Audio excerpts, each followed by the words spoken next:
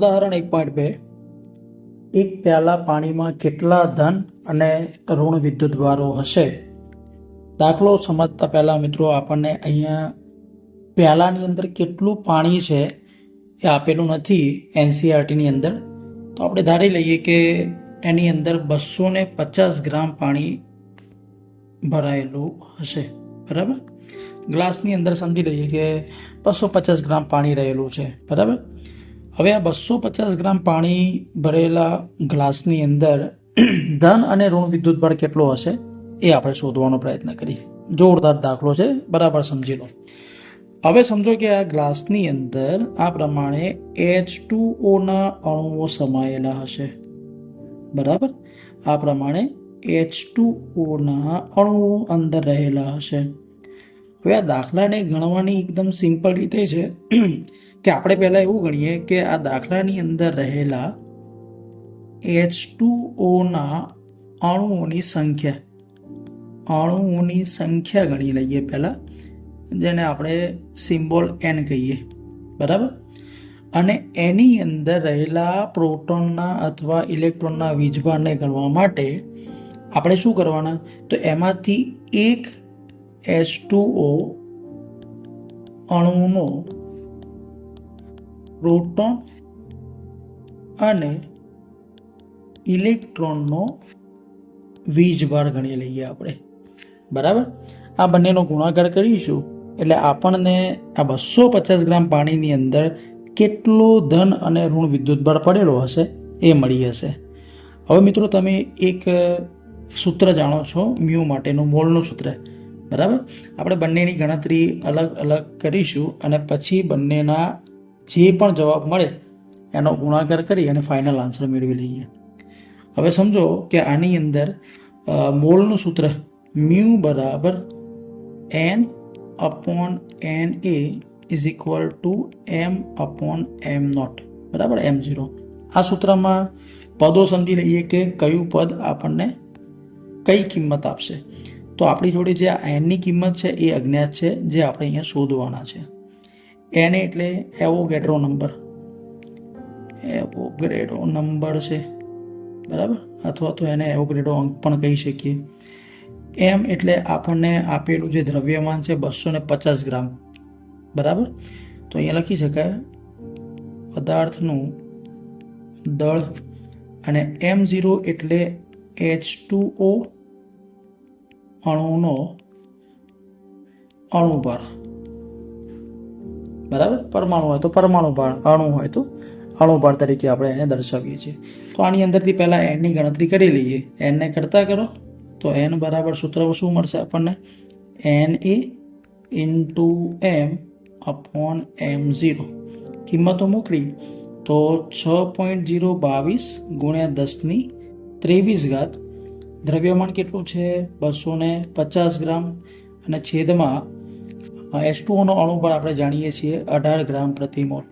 તો આનું સાદુરૂપ આપશો તો આપણને જે H2O ના અણુઓની સંખ્યા 250 ગ્રામમાં જે રહેલી છે એ મળશે 83.61. તમે સાદુરૂપ આપજો કેલ્સીમાં તો તમને આટલો જવાબ મળશે, 83.61 ગુણ્યા 10⁻23 અણુઓ. આટલા અણુઓની સંખ્યા મળશે, બરાબર.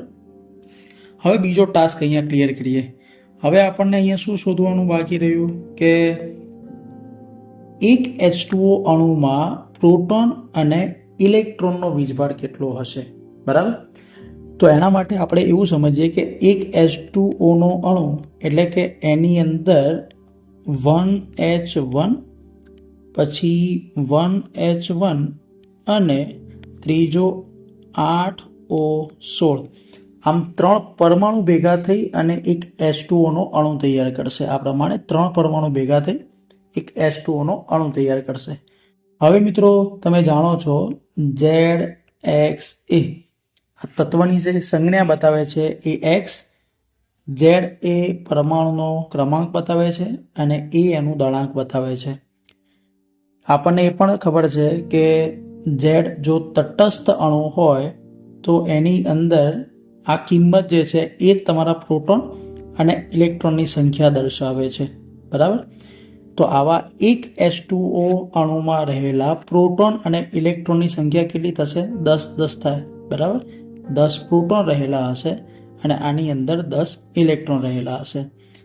તો બંનેની કિંમતો એક જ છે, તો આપણે કોઈ પણ એકની કિંમત લઈએ, દાખલા તરીકે પ્રોટોનની કિંમત ગણી લઈએ. એ જવાબ જો આપણને ધન મળશે તો એટલા જ મૂલ્યનો ઇલેક્ટ્રોનનો વીજભાર મળશે, પણ એને આપણે ઋણ લેવાના, બરાબર? બંનેનો જવાબ મૂલ્ય તો એક જ મળશે. તો હવે 10 પ્રોટોનનો વીજભાર કેટલો થાય? તો Q બરાબર Ne અનુસાર 10 પ્રોટોન રહેલા છે અને એમાંથી એક પ્રોટોનનો વીજભાર 1.6 ગુણ્યા 10⁻19 કુલમ. તો આટલા 10 પ્રોટોનનો વીજભાર આપણને મળશે 1.6 ગુણ્યા 10⁻18 કુલમ. હવે આ બંનેનો ગુણાકાર કરીએ આપણે, તો આપણને જે કિંમત અહીંયા માંગેલી છે કે 250 ગ્રામ પાણીમાં કુલ કેટલા પ્રોટોન અને વીજભાર ઇલેક્ટ્રોનના સમાયેલા હશે, તો લખી શકાય 250 ગ્રામ પાણીમાં સમાયેલો પ્રોટોન અને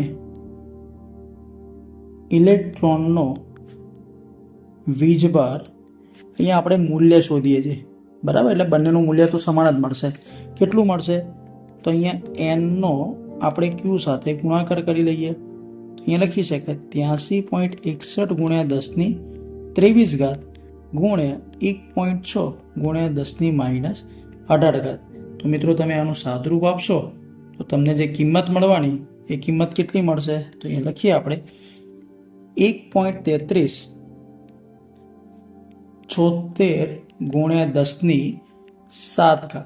આટલા કુલમ તમને 250 ગ્રામ પાણીની અંદર ધન અને ઋણ વિદ્યુતભાર એટલે કે પ્રોટોન અને ઇલેક્ટ્રોનનો વિદ્યુતભાર તમને મળી હશે, બરાબર?